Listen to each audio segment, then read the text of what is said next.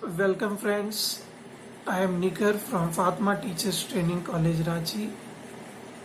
Friends, हम लोग Jack के डीएलएड के सिलेबस पर आधारित शिक्षा मनोविज्ञान विषय के अलग अलग टॉपिक्स को रोज डिस्कस कर रहे हैं। इस क्रम में हम लोग चौथे यूनिट तक पहुंच चुके हैं, जिसमें व्यक्तित्व और समायोजन के बारे में हम लोगों को डिस्कस करना है। तो चौथे यूनिट के तीसरे सब पॉइंट में हम लोगों को एडजस्टमेंट के बारे में डिस्कस करना था। अपने पिछले अंक में हम लोगों ने समायोजन का अर्थ, समायोजन की परिभाषा और एक अच्छे समायोजित बालक की क्या विशेषताएं होती हैं या एक अच्छे समायोजित व्यक्तित्व की विशेषताओं के बारे में हम लोगों ने डिस्कस किया था। आज का हमारा टॉपिक है विद्यालय, समुदाय एवं परिवार में समायोजन की महत्वपूर्ण तकनीकें हैं। यानी वे कौन सी विधियां हैं जिसके द्वारा कोई बालक या व्यक्ति अपने समुदाय में, अपने परिवार में और अपने विद्यालय में समायोजित हो जाता है। उन तकनीकों पर हम लोगों को डिटेल में डिस्कस करना है। तो दोस्तों, इस डिस्कशन को हमने 3 भाग में बांटा है। प्रथम भाग में हम लोग उन तकनीकों पर चर्चा करेंगे जिसके द्वारा कोई व्यक्ति अपने आप को समायोजित करता है या कोई बालक समायोजन के लिए जिन तकनीकों का, जिन विधियों का प्रयोग करता है, उन पर हम लोग पहले डिस्कस करेंगे। इसके बाद हम लोग देखेंगे कि परिवार के लिए और विद्यालय के लिए ऐसे कौन कौन से सुझाव हैं जो बालकों की समायोजन की योग्यता को और ज़्यादा विकसित करते हैं या सही दिशा में समायोजित होने के लिए उन्हें प्रेरित करते हैं। तो 2 भागों में हम लोग बांटकर इसका डिस्कशन करेंगे, अध्ययन करेंगे। दोस्तों, ये डीएलएड के सिलेबस पर आधारित अवश्य है, लेकिन बीएड, एमएड, सीटेट की तैयारी कर रहे और एजुकेशन पेपर से नेट की तैयारी कर रहे स्टूडेंट्स के लिए भी समान रूप से उपयोगी है। तो अपने पिछले अंक में हम लोगों ने डिस्कस किया था और देखा था कि तमाम परिभाषाओं से और विद्वानों के कथनों से यह स्पष्ट हो रहा था कि अपने आप को किसी भी परिस्थिति, किसी भी माहौल में ढल जाने की जो योग्यता होती है किसी मनुष्य के भीतर, वो उसके समायोजन की योग्यता है और यह पूरी प्रक्रिया ही समायोजन कहलाती है। आवश्यकता इस बात की है कि समायोजन की जो बहुत सारी तकनीकें हैं, बहुत सारी जो विधियां हैं, वो सही दिशा की ओर बढ़े, ना कि नकारात्मक दिशा की ओर बढ़े। क्योंकि जिस प्रकार के समायोजन के साथ आपकी कंडीशनिंग हो जाएगी, भविष्य में चलकर आप वैसा ही बन जाएंगे, वैसा ही बिहेव करेंगे और वो आपके पर्सनालिटी का एक जबरदस्त हिस्सा बनकर रह जाएगा। फिर कंक्रीट फेज में आने के बाद इसमें किसी भी प्रकार का परिवर्तन करना संभव नहीं होगा। तो अभी जो हम लोग डिस्कस करने वाले हैं, इन सभी तकनीकों को सबसे अच्छा तरीका है समझने का कि आप स्वयं के भीतर इसको देखने का प्रयास करें। तो ये सारे एग्जाम्पल्स और ये सारी तकनीकें बिल्कुल आसानी से क्लियर हो जाएंगी। फिर भी अगर कहीं कुछ कंफ्यूजन रह जाए तो कॉलेज के व्हाट्सएप ग्रुप में या पर्सनली मुझसे कांटेक्ट करके या वीडियो के लास्ट में कमेंट के द्वारा आप हमें इन्फॉर्म कर सकते हैं। तो देखते हैं हम लोग कि समायोजन की महत्वपूर्ण तकनीकें कौन कौन सी हैं जिसके बल पर कोई बालक या कोई व्यक्ति अपने आप को किसी समुदाय में या परिवार में या विद्यालय में समायोजित करता है। तो जो सबसे पहली तकनीक है वह है कंस्ट्रक्टिव एडजस्टमेंट, यानी रचनात्मक समायोजन। यह समायोजन की प्रथम तकनीक है। इसमें क्या होता है? देखिए, कंस्ट्रक्टिव समायोजन का मतलब होता है वैसा समायोजन जब किसी परिस्थिति में हम लोग रचनात्मक, यानी कुछ कंस्ट्रक्टिव वे में, किसी सकारात्मक तरीके से उस माहौल में अपने आप को अनुकूलित करने का प्रयास करते हैं।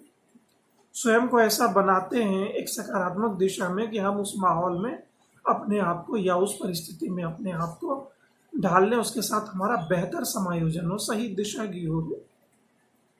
तो कंस्ट्रक्टिव एडजस्टमेंट को समझने के लिए एक उदाहरण यहाँ हम लोग यूज करते हैं। जैसे कई बार होता है कि आपने कोई लक्ष्य निर्धारित किया, उस लक्ष्य की प्राप्ति के लिए आप लगातार मेहनत कर रहे हैं और हो सकता है अनफॉर्चुनेटली एक दो प्रयास में आपको असफलता मिली हो। तो रचनात्मक समायोजन यहाँ पर ऐसा करता है कि आप अपने प्रयत्नों में वृद्धि कर देते हैं अपने लक्ष्य की प्राप्ति के लिए, यानी आप अपने एफर्ट्स को तेज कर देते हैं। इसके साथ साथ कोई एक्सपर्ट है तो आप उससे सलाह भी लेते हैं, और जिन वजहों से आप अपने लक्ष्य की प्राप्ति नहीं कर पा रहे हैं उसके लिए प्राय आप देखेंगे कि माइंड सेट भी उसके लिए रिस्पॉन्सिबल होता है। तो आप अपने उस माइंड सेट को, अपने उस कंफर्ट जोन को तोड़ने का प्रयास भी करते हैं। इससे होता यह है कि सकारात्मक दिशा की ओर आप बढ़ रहे होते हैं, आप अपने लक्ष्य की प्राप्ति के लिए सकारात्मक उपायों का चयन कर रहे होते हैं। तो यही है कंस्ट्रक्टिव एडजस्टमेंट, रचनात्मक समायोजन। अब दूसरा समायोजन का जो तकनीक है, विधि है, वह है स्थानापन्न समायोजन, यानी रिप्लेस एडजस्टमेंट।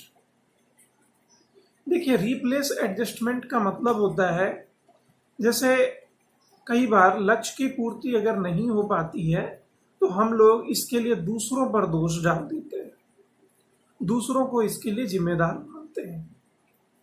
ये कहलाता है रिप्लेस एडजस्टमेंट, स्थानापन्न समायोजन। यानी इसमें लक्ष्य का प्रतिस्थापन हो जाता है, लक्ष्य को आप रिप्लेस कर देते हैं। जैसे अगर आप देखें कि किसी चीज में लगातार प्रयत्नरत हैं, लेकिन उसके बावजूद अगर आपको सफलता नहीं मिल पा रही है, तो आप ऐसा करते हैं कि ये देखने का प्रयास करते हैं कि किन वजहों से इसमें भी नकारात्मक दिशा की ओर आप चले जाते हैं। वैसे कौन कौन से फैक्टर हैं जिन्होंने मुझे रोका, इस तरीके से आप सोचना प्रारंभ कर देते हैं। तो आप रिमेडियल उपायों को या औपचारिक जो उपाय होते हैं जिससे इस परिस्थिति से बाहर निकला जा सकता है, आप उस पर डिस्कशन नहीं करते हैं, बल्कि आप ये देखने का प्रयास करते हैं कि किन वजहों से इस तरह की परिस्थिति उत्पन्न हुई कि हम अपने लक्ष्य को प्राप्त नहीं कर पाए। माँ बीमार हो गई, पिताजी का एक्सीडेंट हो गया, कुछ आर्थिक संकट आ गया, तमाम तरह की समस्याओं के ऊपर आप अपना दोषारोपण कर देते हैं। कई बार ये समस्याएं इस तरह की होती हैं कि आदमी अपने आप को लाचार, असहाय महसूस करता है, लेकिन फिर भी यहाँ पर लक्ष्य का प्रतिस्थापन हो जाता है। यानी आपने अपना फोकस, या कह सकते हैं उन परिस्थितियों, विकट स्थिति में आप फोकस्ड नहीं रह पाए, आप एडजस्ट नहीं कर पाए अपने आप को, जिसके वजह से आपको लक्ष्य से हटना पड़ा, दूर होना पड़ा। तीसरा टेक्निक जो है वह है मानसिक विरचनाएं, इसे मेंटल मैकेनिज्म भी कहा जाता है। इसमें होता यह है, ये सर्वाधिक गलत तकनीक है। इसमें आप देखेंगे कि प्रायः नकारात्मक दिशा की ओर एडजस्टमेंट होता है। किसी हद तक कुछ एडजस्टमेंट किसी परिस्थिति में सही हो भी सकता है, लेकिन ओवरऑल इसको अगर देखा जाए तो नकारात्मक समायोजन का नाम इसे दिया जा सकता है। तो मेंटल मैकेनिज्म, हमारा जो मन है वो गतिशील है। मन किसी नियम और दायरे में अपने आप को नहीं बांधता, और जब भी आपके सामने में समस्याएं आती हैं तो आप 3 तरह का चुनाव करते हैं। पहला चुनाव आपका होता है, आप डर जाते हैं। दूसरा होता है कि आप उसके साथ संघर्ष करते हैं, और तीसरा होता है कि आप इस प्रयास में रहते हैं कि किसी प्रकार की मदद आपको मिले और आप इस परिस्थिति में अनुकूलित हो जाएं या इस परिस्थिति से बाहर निकल सके। यानी फाइट, फ्लाइट एंड फ्रीज, ये 3 टेक्निक को आप लोग यूज करते हैं किसी भी समस्या को फेस करने में। और इन तीनों ही टेक्निक का मैक्सिमम रिलीजन में आप देखेंगे जो वहाँ की माइथोलॉजी है उसके साथ गहरा कनेक्शन है। चूंकि माइथोलॉजी भी और कुछ नहीं है, मनुष्य के मन को वश में या नियंत्रित करने की एक ऐसी प्रक्रिया है जिसे धार्मिक मान्यताएं या सामाजिक मान्यताएं प्राप्त है। तो प्रथम जो हमारा टेक्निक था जिसको हमने कंस्ट्रक्टिव एडजस्टमेंट कहा, आप कह सकते हैं यह कंस्ट्रक्टिव एडजस्टमेंट जो है वो फाइट की अवस्था है, आप संघर्ष करते हैं। दूसरी अवस्था हमने देखा रिप्लेस एडजस्टमेंट, स्थानापन्न समायोजन, इसे आप कह सकते हैं ये फ्लाइट यानी फियर की अवस्था है, भागने की अवस्था है। और जो तीसरी अवस्था है वह है फ्रीज, यानी तीसरी अवस्था में आप देखेंगे कि हमारा मन हमें इस बात की ओर ले जाता है कि आपका दोष नहीं है, चलो आपको यहाँ से निकालकर किसी अन्य परिस्थिति में हम डाल देते हैं जहां पर जाकर आप अपने आप को अपराध बोध से मुक्त महसूस करेंगे। ये मन की प्रक्रिया है, क्योंकि मन किसी भी नियम में बंधा हुआ नहीं है। प्रकृति भी कोई नियम नहीं बनाती, प्रकृति अपने आप में एक स्वभाव है, नेचर है। प्रकृति में नियम नहीं होते हैं, प्रकृति का स्वभाव होता है। तो प्रकृति का स्वभाव किसी को भी नियम के साथ बांधना नहीं है। ठीक वैसे ही वो आपके मन को भी बांधने का प्रयास नहीं करती है। तो मन स्वतंत्र होता है और वो उसी के अकॉर्डिंग वर्क करना शुरू कर देता है। तो अगर आपने सही तरीके से अपने मन को प्रशिक्षित नहीं किया है तो मोस्ट प्रोबेबली वो निगेटिव दिशा की ओर ही आपको ले जाएगा। जैसे किसी चीज की इच्छा आपके अंदर उत्पन्न होती है तो वो आपकी इच्छाओं को दमन करना सिखाएगा। और आप जानते हैं कि इच्छाओं का जितना अधिक दमन किया जाए वो आगे चलकर उतना ही विकराल रूप लेकर हमारे सामने प्रकट होती है, वो अन्य बाकी चीजों को भी प्रभावित कर जाती है। इसके साथ साथ आप देखेंगे कि प्रक्षेपण की टेक्निक को भी वो यूज करता है, जैसे बाकी इच्छाओं को प्रभावित कर जाना। इसके साथ साथ आप देखेंगे कि वो औचित्य समझने का भी प्रयास करता है। इस स्तर पर आकर थोड़ा बहुत सकारात्मक होने की संभावना देखी जा सकती है। तो J.F. ब्राउन ने इस टेक्निक को यानी मेंटल मैकेनिज्म को एक नाम दिया है। उन्होंने इसे कहा रक्षा युक्तियां, यानी डिफेंस मैकेनिज्म। यानी आदमी यहाँ पर आकर ना तो फाइट करता है ना फ्लाइट मोड में जाता है, ये यहाँ पर आकर के अपने आप को डिफेंस वाली अवस्था में ले आता है। यानी वो डिफेंस करना शुरू कर देता है, एडजस्टमेंट से बचने के लिए वो डिफेंस मैकेनिज्म को यूज करना स्टार्ट करता है। तो ये कुल 3 टेक्निक्स हैं। तीसरे टेक्निक यानी डिफेंस मैकेनिज्म को हम लोग अभी देखने वाले हैं थोड़ा डिटेल में, क्योंकि इसमें ढेर सारे पॉइंट्स हैं। तो जे ब्राउन ने इसको क्लियर करते हुए एक बात कही है कि मनोरचनाएं यानी डिफेंस मैकेनिज्म वे चेतन और अचेतन प्रक्रियाएं हैं जिनसे आंतरिक संघर्ष कम होता है या फिर समाप्त हो जाता है। यानी मन जब द्वंद्व में फंसता है तो वो इस डिफेंस मैकेनिज्म को यूज करता है और इसके द्वारा अपने मानसिक द्वंद्व को कम करने का या दूर करने का प्रयास करता है।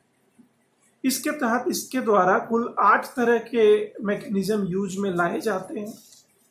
तो पहला मैकेनिज्म है सब्लिमेशन यानी उदात्तीकरण।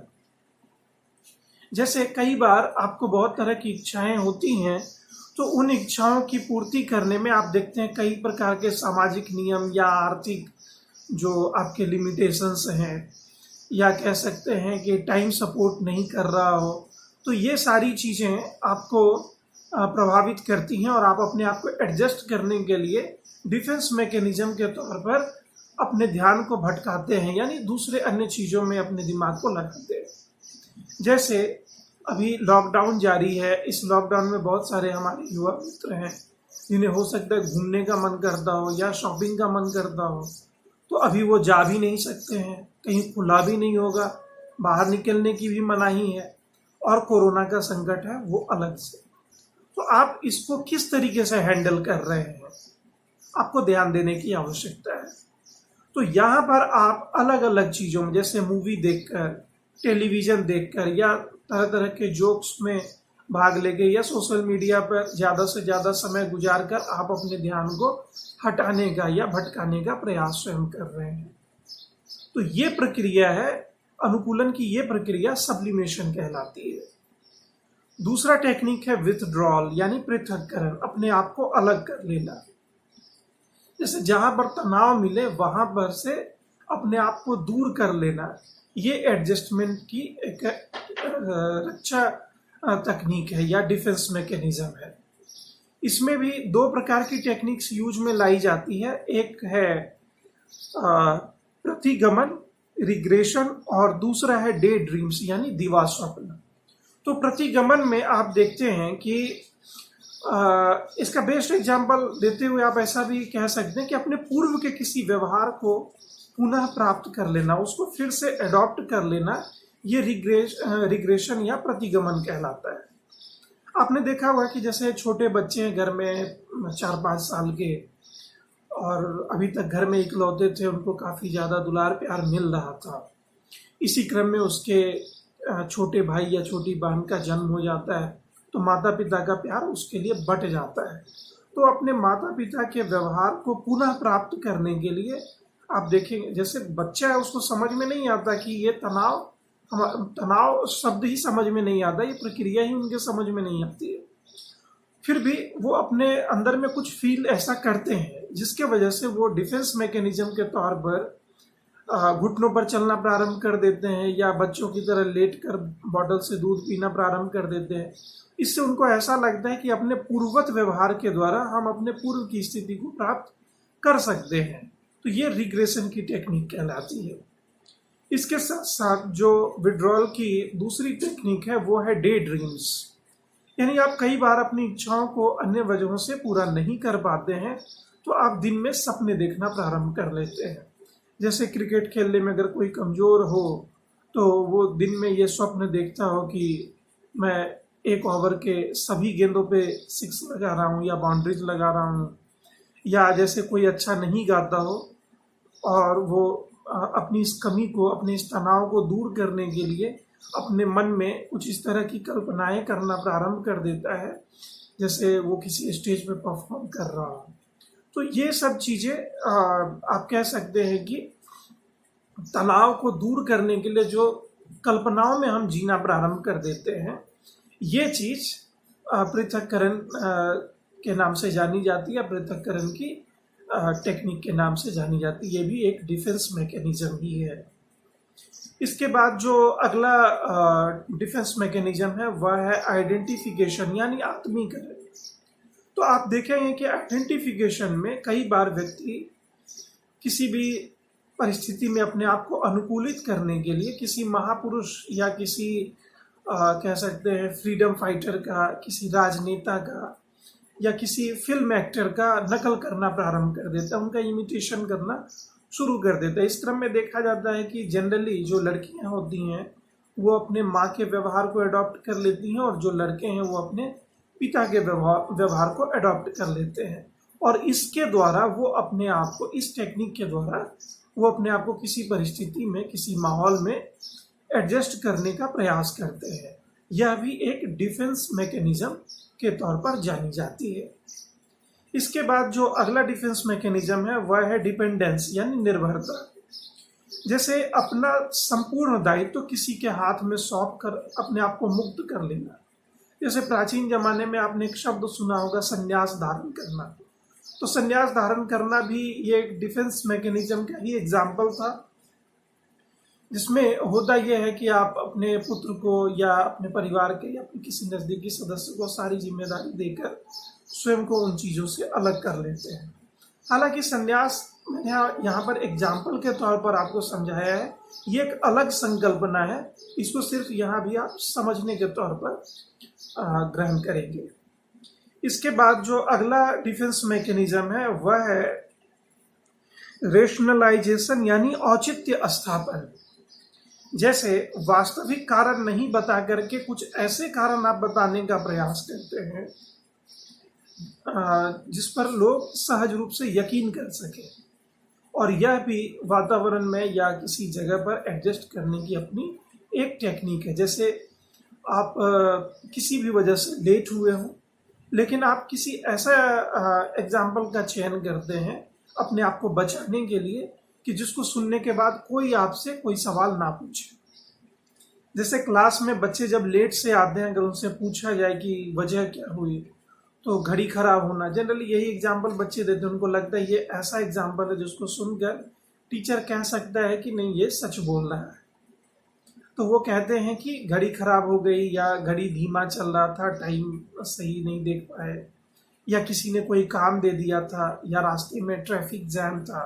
तो ये सब जो बहाने के तौर पर, कई बार इसमें सच्चाई भी होती है, लेकिन मैक्सिमम देखा गया है कि इसको बहाने के तौर पर यूज किया जाता है। तो ये आप कह सकते हैं कि रेशनलाइजेशन की टेक्निक है। ये भी डिफेंस मैकेनिज्म के तौर पर जानी जाती है। इसके बाद जो अगला टेक्निक है, हमारा छठा डिफेंस मैकेनिज्म टेक्निक है, वो है रिप्रेशन यानी दमन। देखिए, डिप्रेशन और रिप्रेशन ये दोनों शब्दों का हिंदी मतलब समान होता है, लेकिन देखा गया है कि डिप्रेशन जनरली दमन की वह प्रक्रिया है जिसमें कोई दूसरा ताकत, कोई दूसरा फोर्स आपके इच्छाओं को या आपको दबाने का प्रयास करता है, तो वो डिप्रेशन होता है। लेकिन जब आप सेल्फ अपने आप को स्वयं दबाने का प्रयास कर रहे हैं, तो वो रिप्रेशन कहलाता है।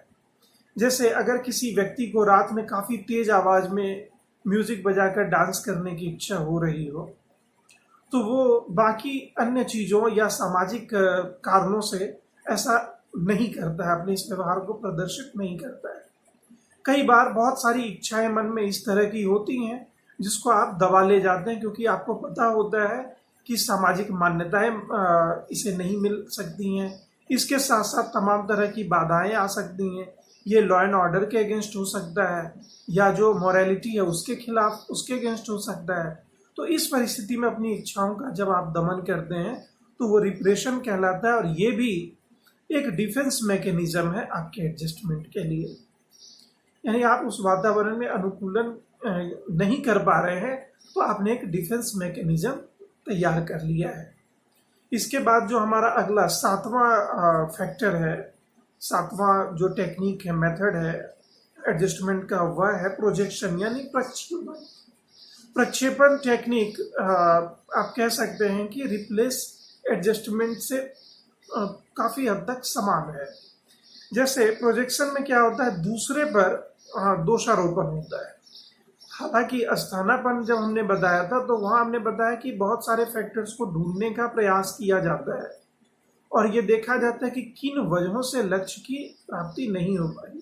लेकिन प्रोजेक्शन में आप देखते हैं, ये तो चूंकि डिफेंस मैकेनिज्म के तौर पर देखी जा रही है, तो इसमें क्या होता है कि आप सीधे तौर पर किसी अन्य ताकत के ऊपर, किसी अन्य फोर्स के ऊपर सारा ब्लेम डाल देते हैं कि इसके वजह से इस तरह की परिस्थिति उत्पन्न हुई, क्योंकि आप एडजस्ट नहीं कर पा रहे, आप कुछ हो भी नहीं सकता। जैसे इसका बेस्ट एग्जांपल है कि आपने तैयारी बहुत अच्छे तरीके से की हो, लेकिन एग्जाम में क्वेश्चंस क्लियरली आपके समझ में नहीं आए हो, या फिर आपने हड़बड़ाहट में कोई गलत आंसर लिख दिया हो और नंबर कम आने के बाद आप टीचर के ऊपर दोष डालते हैं कि टीचर का ये दोष है, उन्हीं के वजह से, या उनकी अच्छी पढ़ाई, उनके द्वारा अच्छी पढ़ाई नहीं दिए जाने के वजह से हमें कम मार्क्स आए। तो ये टेक्निक जो है वो प्रोजेक्शन डिफेंस मैकेनिज्म के नाम से जानी जाती है। ये भी एडजस्टमेंट की एक नकारात्मक तकनीक है। और लास्ट तकनीक है कंपनसेशन यानी क्षतिपूर्ति। जैसे कोई बच्चा पढ़ने में अगर कमजोर होता है, तो आप देखेंगे कि काफी मेहनत करके अपने आप को अच्छा बना लेता है। तो ये टेक्निक कंपनसेशन की टेक्निक कहलाती है। ये काफी हद तक सकारात्मक तकनीक है, लेकिन ये चूंकि अपने लक्ष्य से हटकर किसी अन्य चीज को अपना लक्ष्य बना लेती है, इस वजह से इसे भी एक निगेटिव डिफेंस मैकेनिज्म के निगेटिव या डिफेंस मैकेनिज्म के नाम से ही जाना जाता है। जैसे कई बार आप देखेंगे कि जो बच्चे पढ़ने लिखने में बहुत अच्छा नहीं कर पाते हैं, चीजें अच्छे से नहीं समझ पाते हैं, वो जनरली एक्टिविटीज में ज्यादा अच्छा परफॉर्मेंस करते हैं, या फिर वे अच्छे आर्टिस्ट हो सकते हैं, अच्छे स्पोर्ट्समैन हो सकते हैं। उन सारे जगहों पर भी दिमाग लगाना है, उन सारे जगहों पर भी मेहनत करना है।